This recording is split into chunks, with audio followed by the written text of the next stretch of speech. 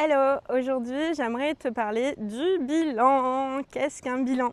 Mais avant ça, abonne-toi à mon compte et si tu veux plus d'infos, n'hésite pas à laisser aussi un commentaire parce que je partage plein d'infos et j'essaie de répondre un petit peu à tout le monde pour que chacun puisse trouver la solution à ses questions.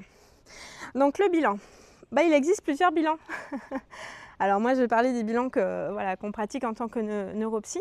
Donc il y a le bilan psychométrique, ça c'est un bilan qu'on fait pour un petit peu évaluer le niveau intellectuel cognitif de l'enfant. Voilà, c'est les anciens, ce qu'on appelait anciennement tests de QI, voilà, on les appelle plus comme ça.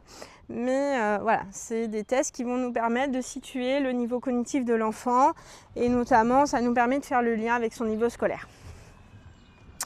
Et puis il y a le bilan neuropsy.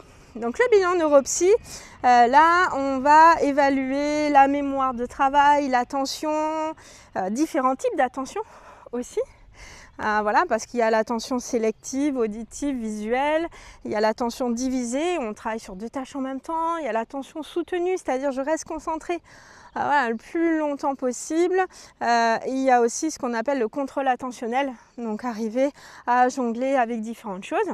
On peut aussi évaluer d'autres fonctions cognitives comme l'inhibition, la flexibilité. On va travailler aussi des fois en évaluant la planification, l'organisation, que ce soit visuo-spatiale ou que ce soit dans la procédure. Voilà, donc ça c'est le bilan neuropsy, et ce qui peut nous amener effectivement à un diagnostic de TDAH par exemple s'il y a besoin. Et puis il existe d'autres bilans. Voilà, des bilans plus psychologiques pour d'autres troubles et notamment moi un autre que je pratique c'est le bilan pour le diagnostic du TSA qui est assez particulier, qui est assez lourd.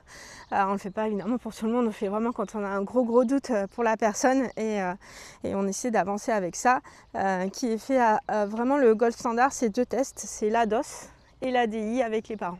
Voilà, moi je rajoute aussi souvent soit une partie de test sur l'autonomie si c'est un enfant et aussi une partie sur la cognition sociale, que ce soit un enfant ou un adulte, pour vraiment voilà, avoir le point le plus large possible sur les difficultés qu'ils rencontrent.